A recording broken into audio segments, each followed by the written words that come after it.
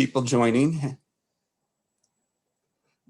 Hi again, everyone. The number of people joining has kind of leveled off.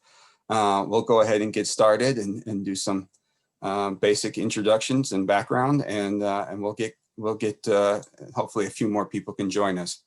Afternoon, my name is Jarrett Hubbard. I'm the project manager for Downtown Rapid Transit for the city of Rochester. I'll be joined this afternoon by Adele Hall and Jim Gersema from SRF Consulting, and Nick Lemmer from RPT, Rochester Public Transit as well today. As many know, we've been doing these webinars monthly to try to give everyone in the community an update about where we are and our progress on rapid transit.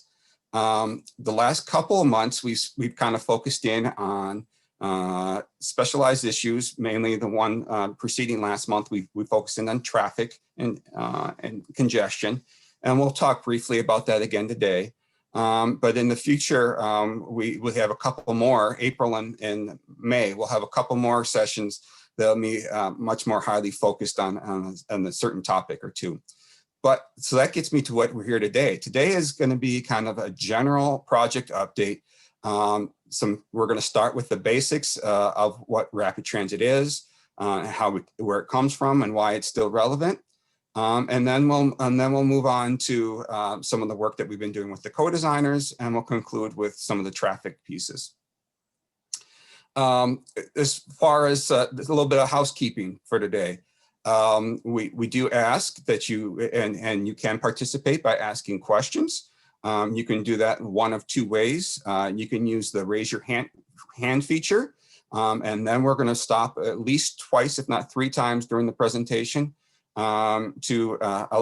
stop for questions and try to answer some. And that would be a time after we recognize you, you can go ahead and ask your question live over the webinar. Another way is always you can use the Q&A feature on your bottom toolbar. With that being said, I will go ahead and turn over today's session to Adele Hall from SRF. Thanks, Jarrett. I will start by giving a project overview. And for those of you who've tuned into webinars in the past, this part will probably be somewhat familiar, but we do have a little bit of new content in this section as well. And for those of you who are maybe newer to the project, this content is really meant to kind of orient you to the overall project. So when we talk about Rochester Rapid Transit, we are talking about an approximately 3-mile bus rapid transit line with 7 stations. And in just a couple of slides, we'll show a map of the route and the location of each of those stations. And an important component of bus rapid transit is what we refer to as business access and transit lanes. And these will be painted lanes on the rapid transit route that say they're for bus only or for right turns only. And so they're meant to help buses keep moving quickly and reliably. So this is an important component of bus rapid transit. You'll notice the name is somewhat self-explanatory, but of course the vehicle is a bus, but making it rapid is really the name of the game. And so that's where those business access and transit lanes come in. And we'll talk about some of the station features lately that also help to make the bus rapid transit more rapid. Another couple of important features of the project are that as part of the project, the portion of 2nd Street Southwest between 16th and 11th Avenues will be reconstructed. And part of that reconstruction will be a new pedestrian tunnel, affectionately known as the subway, underneath 2nd Street, connecting St. Mary's Hospital with a new transit plaza on the north side of 2nd Street. So that will be the westbound station for the bus rapid transit at that location. One final note about bus rapid transit in Rochester is that the project is planning to use electric vehicles, and these will be 60-foot buses, so they'll be longer buses than your probably used to seeing. They are articulated, which means they have that kind of accordion in the middle of them. And that is because we're anticipating pretty high ridership demand. And so those longer vehicles are needed. And then the electric vehicles, of course, is a move toward a, uh, a little more sustainable energy source for those vehicles. We'll get into a little more on that in a minute. So we can go to the next slide. Thanks, Alicia. So getting into bus rapid transit, the itself. So the idea is to provide a really high quality experience for riders. And we do that both on by providing really good transit service, meaning it comes frequently and it's reliable. You shouldn't really have to consult a schedule. And that the physical environment associated with that transit is also comfortable. So that means at stations and on the buses themselves. So that frequent all-day service, we'll talk a little bit more about the specifics of that in a moment, but more specifically, the physical aspects of the transit project are that stations will have shelter, lighting, heat, safety features like emergency phones and cameras, and as another feature that helps to make bus rapid transit more rapid is off-board fare payment and all-door boarding and level boarding. And these are three really important components. If you think about getting on the bus today, you step on the bus in the front, you pay your fare in front of the bus driver, and then you move to the back and find your seat. And with off-board fare payment, you pay for your fare at the station. So that means you can board at any door, which can spread out the boarding. So when we're boarding lots of people at once, that can move a lot faster.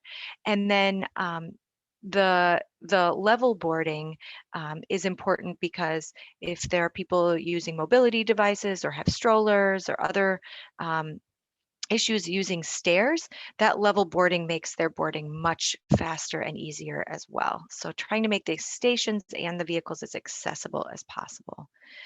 Also at the stations, every station there will be rider information at kiosks, and this will be information about when the next bus is arriving, as well as schedules, maps, that sort of thing. And then finally, I mentioned those business access and transit lanes where transit is essentially given preference. Another important component of keeping the rapid and bus rapid transit is what we call transit signal priority. And that basically is a communication system between the bus and the traffic signals that helps buses get more green lights, whether it's extending a green or turning a light to green earlier for when a bus is approaching. So these are important components of bus rapid transit. Ready for the next one. So I mentioned that high frequency service. So more specifically, weekdays, the service will run every 5 minutes during the morning and evening rush hours, and every 10 minutes other times, including on weekends. So this is service so frequent that you probably will not ever have to consult a schedule. And then the travel time, because of those advantages we mentioned earlier, would be less than 15 minutes from the West Transit Village, which is the far west station, which is at the current Mayo West lot, to the government center. So less than 15 minutes between those end to end. On opening day, we anticipate approximately 11,000 trips will ride on rapid transit, and the service will operate starting at 5 a.m. going to 11 p.m. during weekdays. Weekends will start a little bit later at 8. So I promised the route and the station locations. So the rapid transit route will primarily run on 2nd Street Southwest.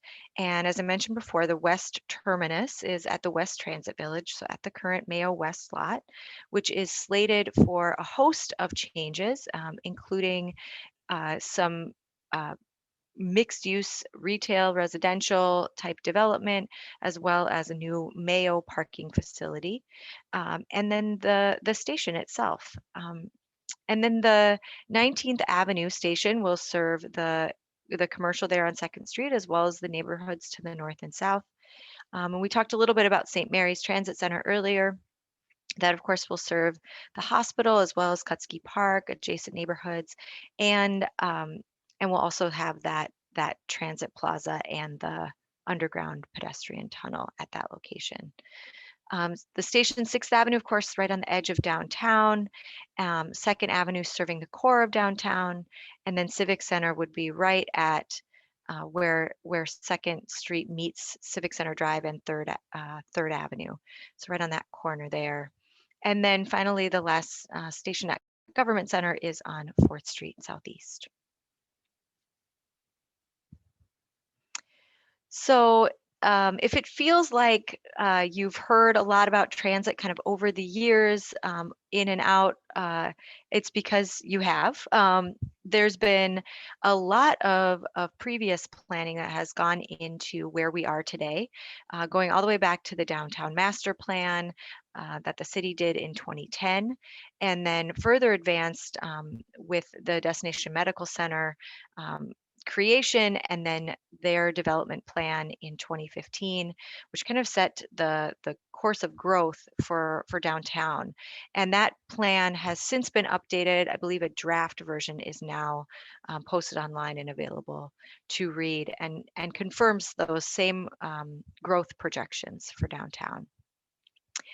The work was furthered by Rochester Public Transit's Transit Development Plan back in 2017. And that is a full network plan. So that's all about transit throughout the entire city of Rochester. And then the 2040 comprehensive plan for the city also spends some time describing a primary transit network, a network of streets, several of which are highlighted in the map here, or all of which are highlighted in the map here. Uh, and and of course, 2nd Street is one of those corridors. Um, then a little more specific to transit itself, the integrated transit studies did a deep dive on potential transit routes and modes of transit to use in Rochester, along with a comprehensive look at traffic and parking in downtown. And then that led into an alternatives evaluation, and that was an effort to identify the route and the mode of transit that should be the city's first rapid transit line. And that's how we landed on 2nd Street Southwest.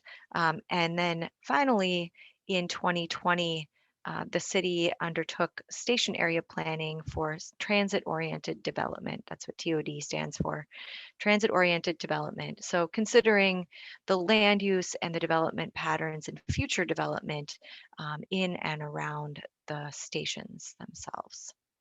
So these are all the previous planning that have led up to where we are now. Thanks, Alicia. You can go ahead. And I want to take a moment to revisit that DMC development plan, those growth projections that I mentioned, because we've gotten a lot of questions, you can imagine, over the last several months, almost the last year, about how COVID-19 and its enormous impact on travel and transit and all forms of travel across this country, across the world, have all been affected. So what does that mean for Rochester Rapid Transit? And I think what we keep coming back to is the fact that there is still, even with COVID, in immense growth planned for downtown Rochester. So you can see in those two graphs over on the right side there, a growth of 55,000 new residents between 2000 and 2040. So we're on our way to that now, but there's still a lot of growth to happen between now and 2040. And then employment is similar, 50,000 new jobs. And you can see that mode share graphic down in the bottom right corner there. This is sort of explaining that if we think about there's going to be all this growth in residents and jobs downtown, there's also going to be a big growth in trips made or travel for all those folks and for the folks who live in Rochester now. And so in order to keep from kind of a deteriorating transportation system and a frustrating one, the city has really set its sights on shifting the what we call the mode share. So right now, about 71% of trips into downtown are taken by motor vehicle, 10% on transit, 12% in a carpool, and 7% bike and walk. And you can see in 2040, the goal is to shift so that there are just slightly more of the car trips going into downtown, but because the trips have grown so much, that's down to 43% of trips to downtown. So really shifting the focus away from those individual motor vehicle trips to downtown. And you see a big increase in the proportion of trips on transit, a modest increase of trips in carpool, and a big increase of biking and walking trips. And this is really important to accommodating that growth that is absolutely still expected. Um, and that's something that Mayo Clinic is committed to, and they're still committed to this project because of the growth, and that the updated DMC development plan also confirms and maintains those assumptions. So we'll go a little more in depth here. The Mayo Clinic did, as you know, the largest, by far the largest employer in downtown Rochester. Mayo, of course, generates many of these trips we were talking about, both for employees and for visitors. And so we wanted to highlight here a letter issued by the Mayo Clinic last month, stating their ongoing support for continued planning of Rochester Rapid Transit and pursuit of federal funding for the project, for the development at the West Transit Village, and for continued collaboration that they believe will really help everyone recover from COVID-19 and the associated economic crisis that we've all been in over the last year. So maybe a little more emphasis here on that mode shift piece. So we talked about the goal and the intent of really shifting those trips away from the single occupancy vehicle and toward transit, carpool, biking, and walking. And really the motivation for that is that if we continue today's patterns of trip making, we see that the streets will be much more congested, that will need a lot of parking in downtown, and those things together diminish the quality of life for people who live downtown, people who work downtown, people who visit downtown, which I would imagine covers most people in Rochester. I would assume everyone likes to come downtown for fun, even if you don't live or work there. So, so we look at the traffic volumes in 2040 increase about 40% more miles driven every day. And much of that increase is on streets in and around downtown, highways in and around downtown. And then once those cars come downtown, they need somewhere to park. And so this diagram, this map on the right side shows how much new parking would be needed downtown in structures um, if if uh, without any sort of shift away from driving alone downtown. And that's a lot. You can see all those squares. That's a lot of valuable real estate in downtown that could be used for new housing, for new parks, for new office space, for new educational or institutional uses. So the city and the DMC have really aimed much more toward that mode shift to keep the city more pedestrian friendly and more friendly for people who live and work and enjoy life in Rochester. So going back to rapid transit more specifically, um, we've talked about the benefits of mode shift and sort of the impact avoidance of mode shift, but rapid transit in particular offers its own set of benefits. And one of them is an obvious investment in the community. So I'll talk next about some of the public engagement and public time investment in producing designs for high quality stations. And we're just starting to work on design of buses and thinking about the vehicles themselves.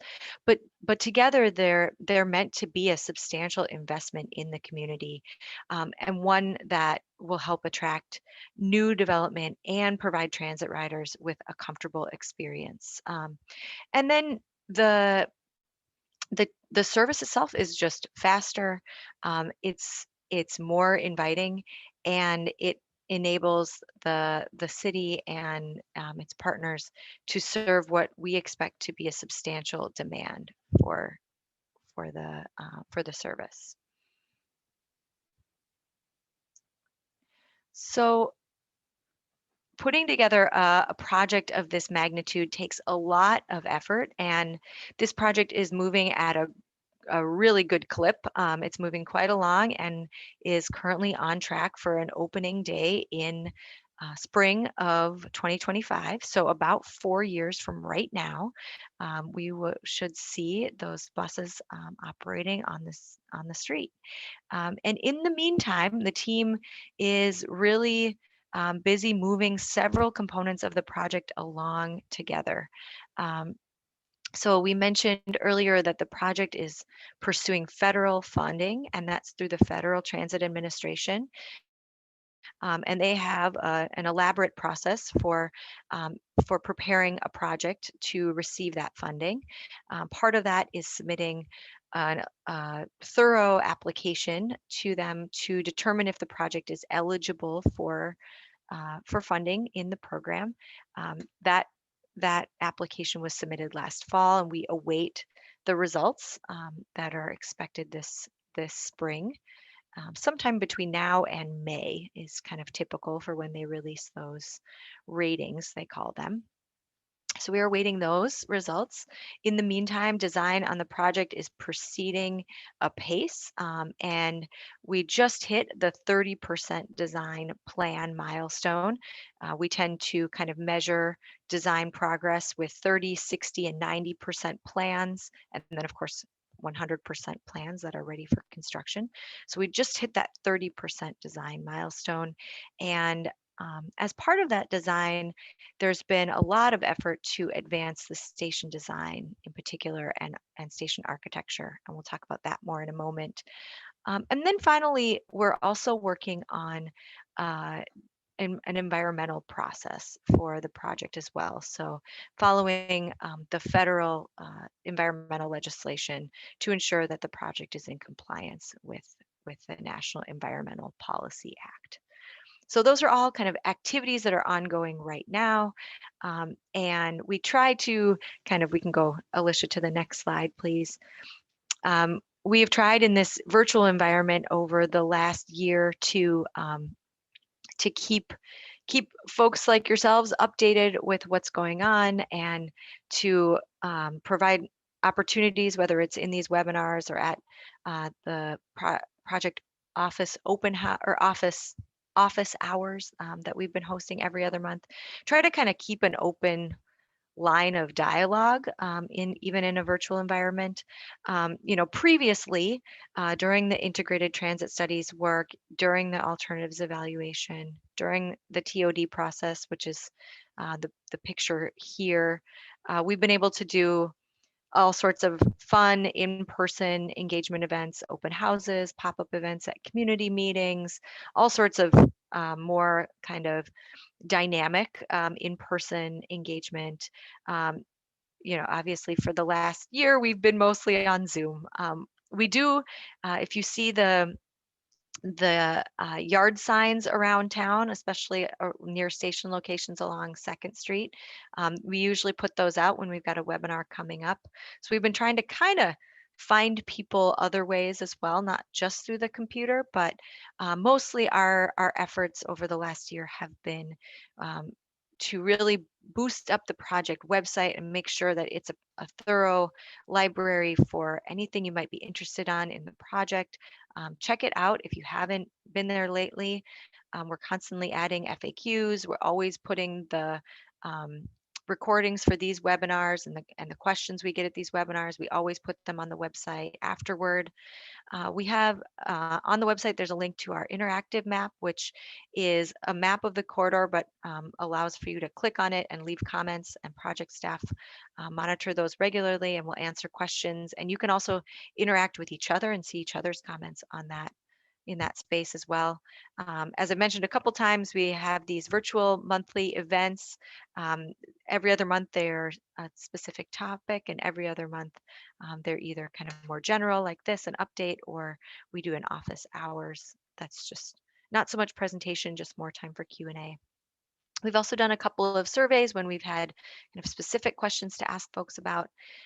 And then finally, we've been doing some one-on-one outreach with businesses who are along that portion of 2nd Street that's going to be reconstructed between 11th and 16th. So we've been reaching out to each of those businesses just to make sure they're aware of the project, aware the construction will be headed their way. It's not for a while yet, but kind of laying that initial groundwork with them. So keep your ear to the ground for our next upcoming events. We'll have one in April and in May as well. And I think I just have one more slide. If you flip to the next one, Alicia. Yeah, about the co-design process. So I mentioned earlier that there's been a lot of progress made on station design and station architecture. And the key mechanism for advancing that work has been through a co-design process. Some of you may be familiar with this from the Rapid Transit Project, or it's also been, there's a co-design process active on the Discovery Walk project. And for the Rapid Transit Project, we've got 10 co-designers who are diverse representatives of Rochester, and those folks have been hired onto the project team for a duration of approximately a year, just shy of a year. And their charge is to work with project staff and to really kind of set the principles on which the station, our station design and architecture is based, to set the priorities. And you can see here the emphasis on ensuring accessibility has been really important. Achieving equity through the station designs has been something that's really been promoted by the co-designers and is reflected in the station designs. The co-designers also were key to prioritizing station amenities. So all the various features that could be included in a station to help it be a more comfortable and useful environment. They really had a big hand in that.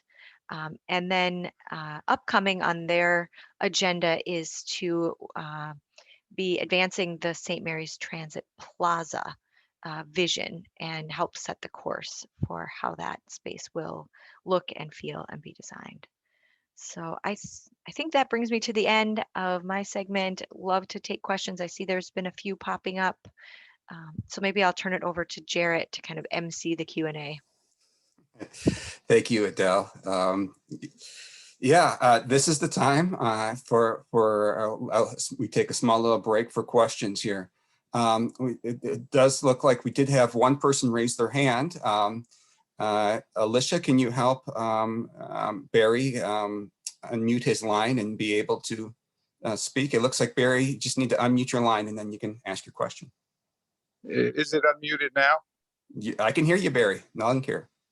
Okay. I discussed with some other people the issue of signal prioritization.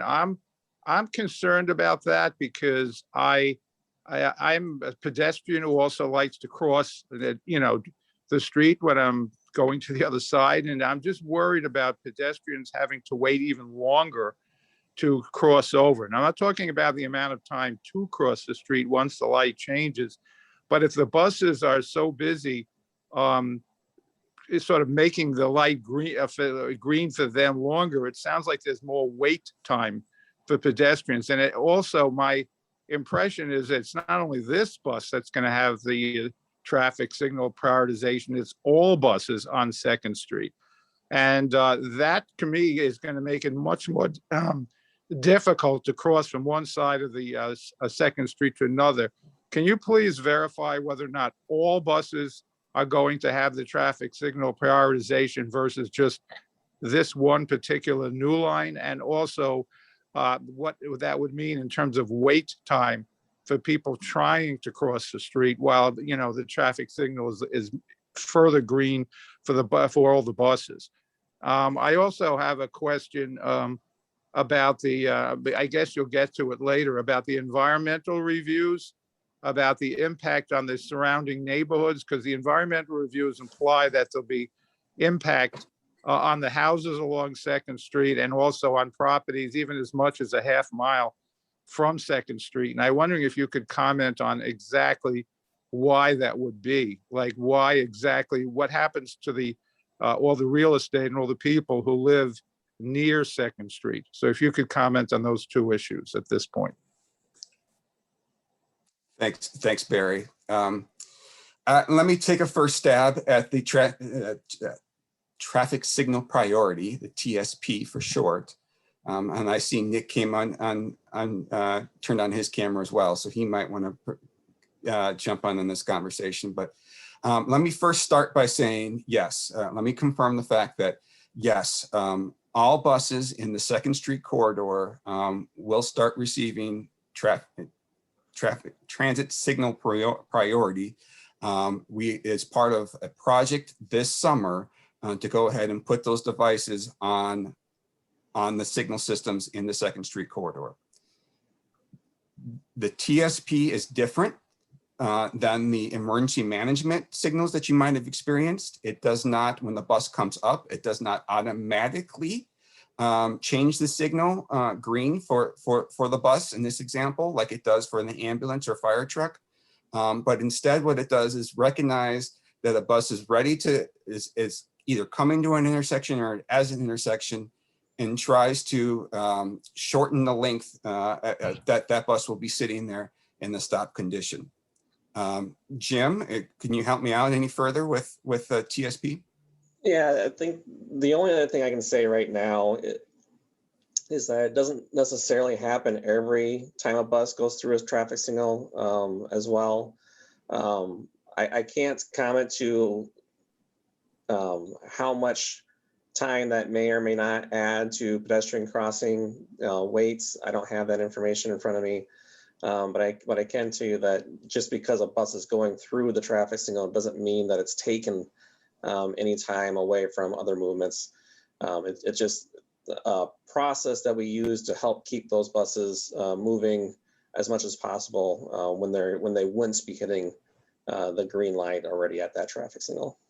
But wouldn't it have to? There's only so many minutes and seconds in an hour. So if the bus is taking more time, wouldn't that mean less time by definition for pedestrians?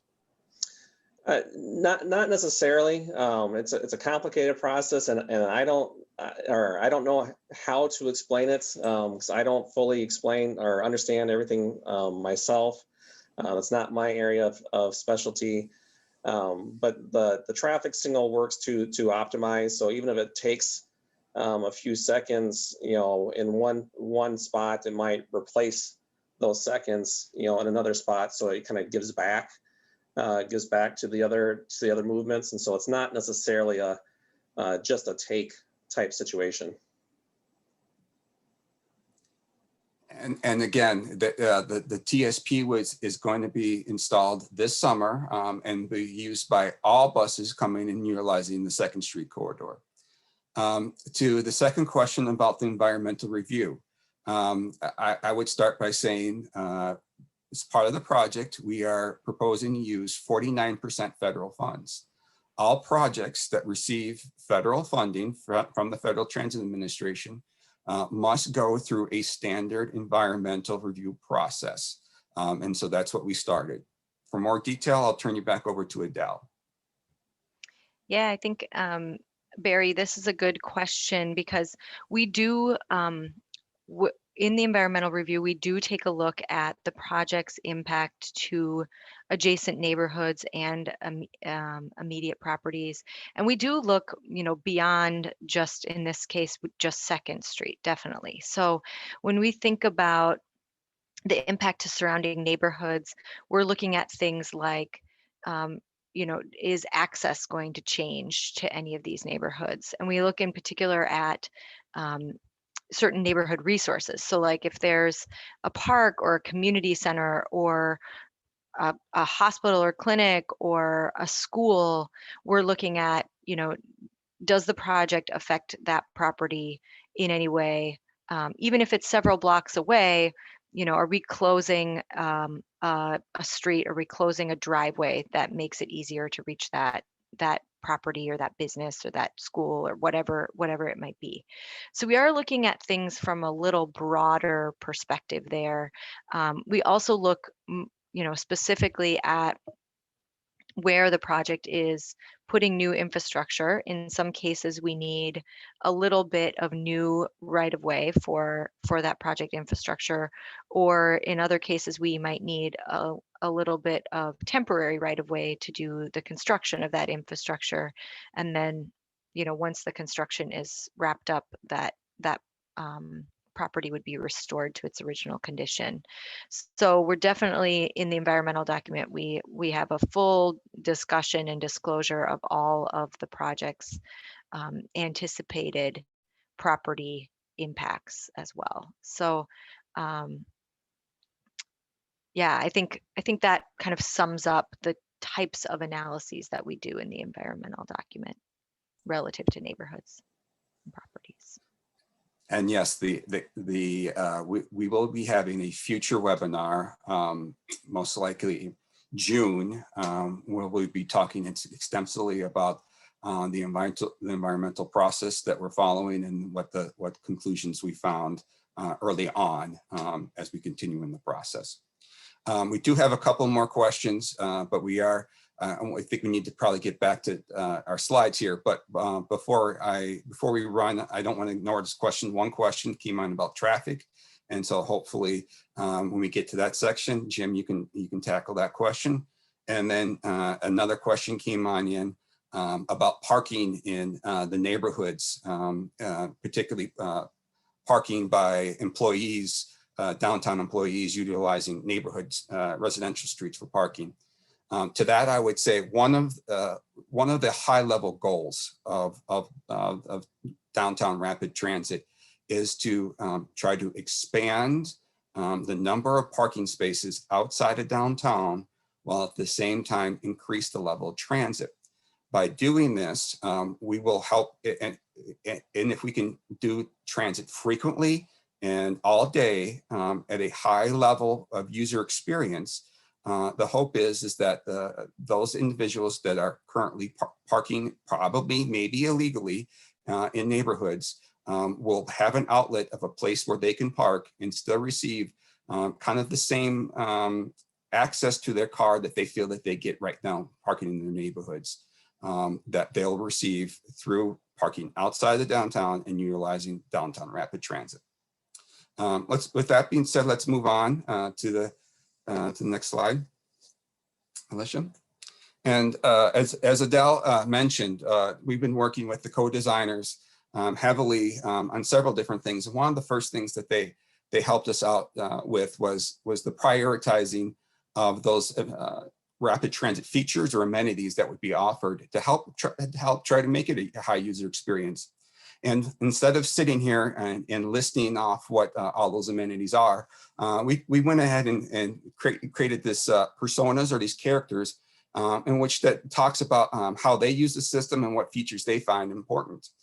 So up first, next slide, is Laura, and she is an employee with Mayo who happens to use a wheelchair, and she enjoys the rapid transit because she can roll her wheelchair right onto the bus with the level boarding, and then once on the bus, she has a user-operated wheelchair system that will help lock her wheelchair into place and make her feel more comfortable, and that it doesn't require a transit operator to come back and assist with her.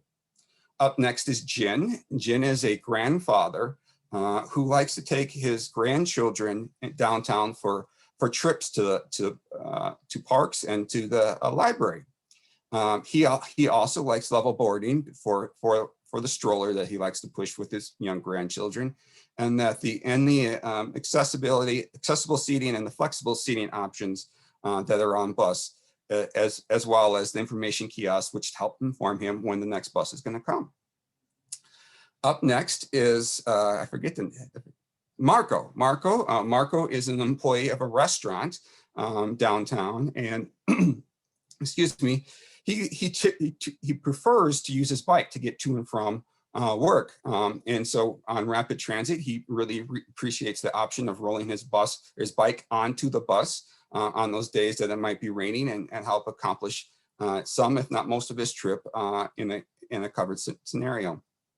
And then finally, Marco is a high environmentalist and really likes the electric buses. Monique is an employee at St. Mary's, and she likes the fact that we're using the larger 60-foot long buses that hold more people than their traditional 40-foot buses. And additionally, those buses have 3 doors that allow all door boarding. So there's no more need for her to stand in line waiting to get on the bus and hoping that there's a seat left, that there's going to be more higher capacity and easier access to get onto the bus. At the same time, she also likes the pedestrian tunnel underneath 2nd Street to help her get into and out of St. Mary's.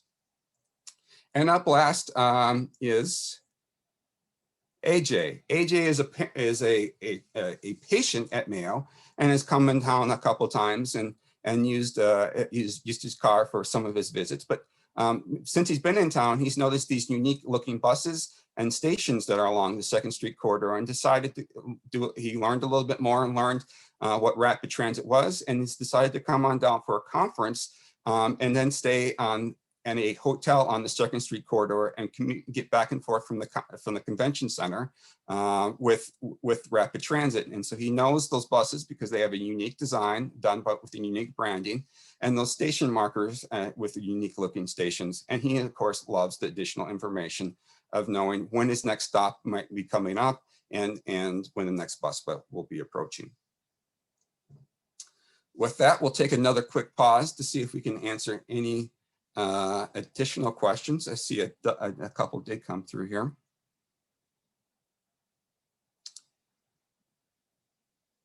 A question about shelters at platforms. So we end up having 7 stations, and of those 7 stations, we'll have 11 platforms.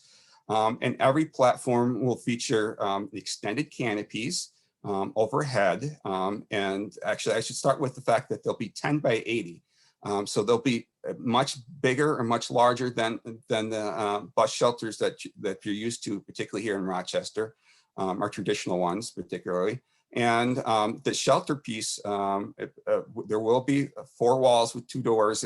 I don't have a real great image to show you right now, but yes, there will be some sheltering done with radiant heat and additional features like that. So we are doing a lot of additional work and planning on that one. And in May, we'll have lots of designs to show you on that one.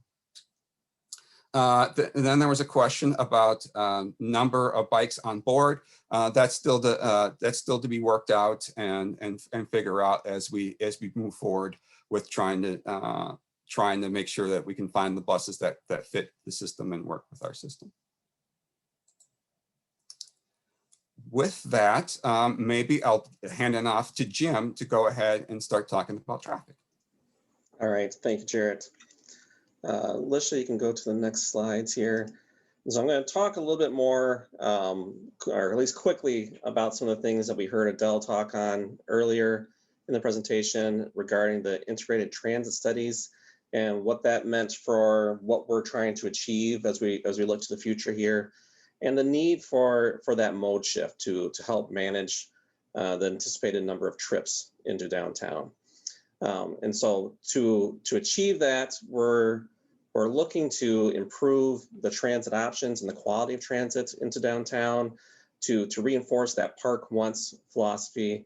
We talked about that just a little bit ago about providing those opportunities for people to park and get to downtown without having to maybe hide in neighborhoods and park there.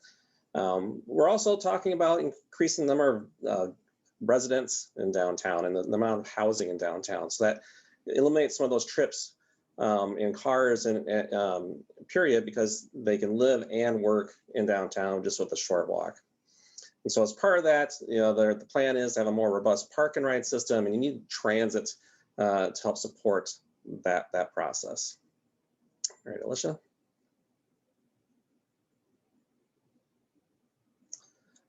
So again, we talked about this a little bit earlier. In 2045, without the Rochester Rapid Transit Project, we would anticipate quite a bit of growth in amount of miles driven each day, with that increase being on kind of those main arterials: Civic Center Drive, 2nd Street, Highway 52, Highway 14, and Broadway Avenue. And so that's what things are going to look like if we don't work to manage this and achieve that mode shift goal. All right, next slide.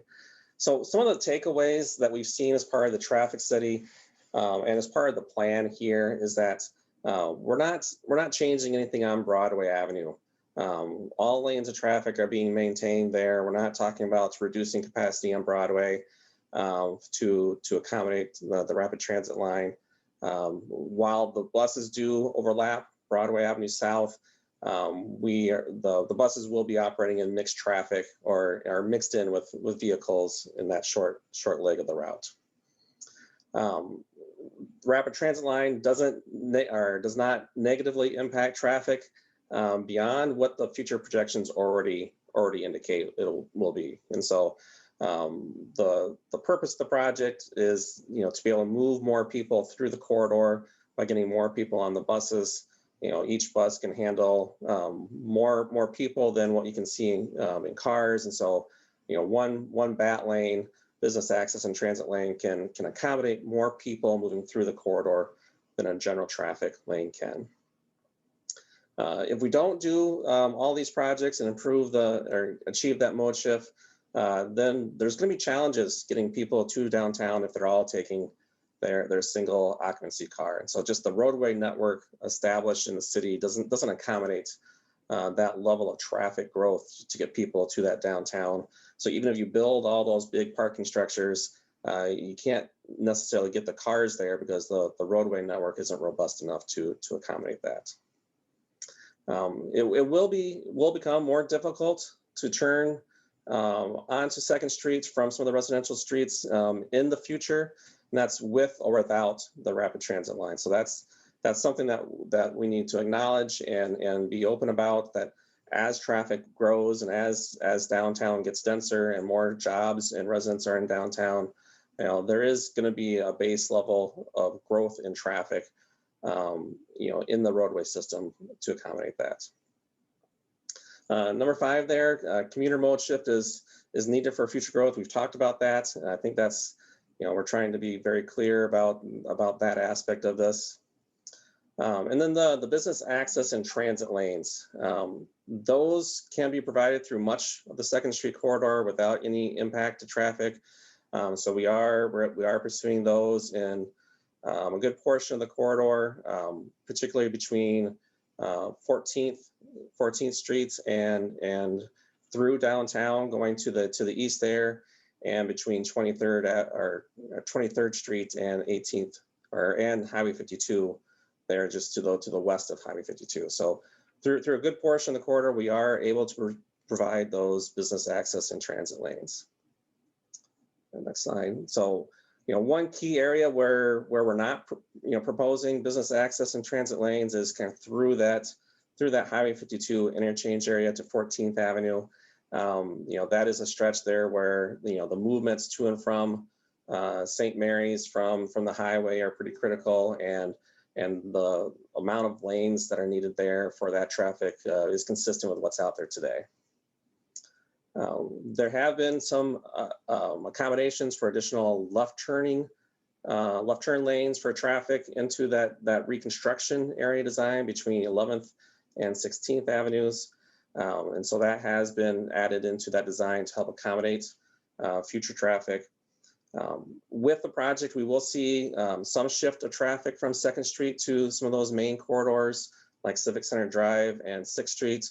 and very, very minor shifting of traffic to other streets, local streets in the area.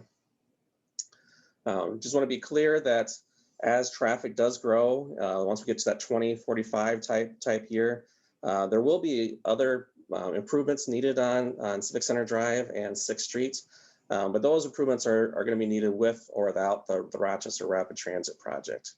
And the BRT, the bus rapid transit, the project, that's just one part of the solution. So just one element, the solution of how we're going to achieve that mode shift in Rochester to accommodate that downtown growth.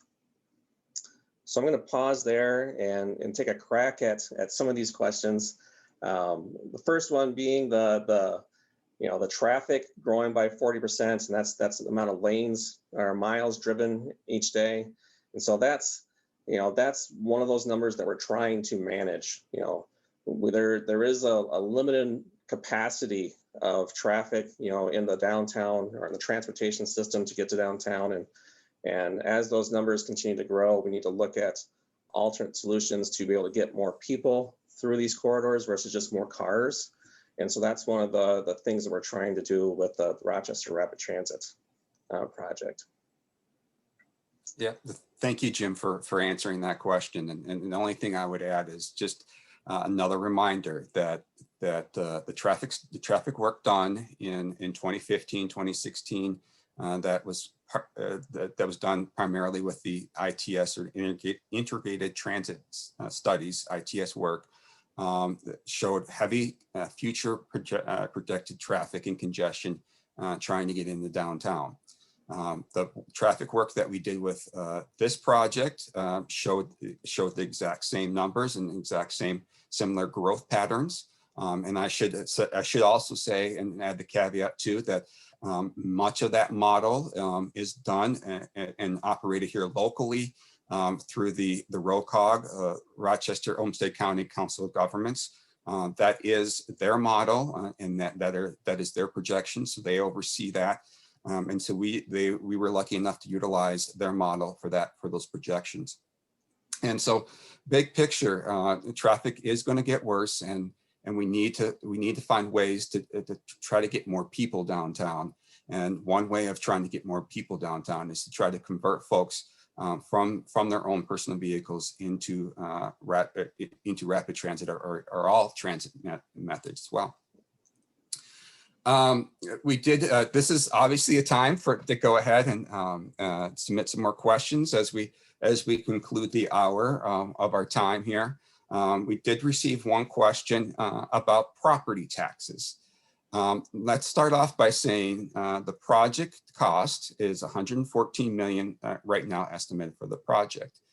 49%, as much as I said earlier, will be, we are going after federal Transit Administration or FTA funds for 49% of the project.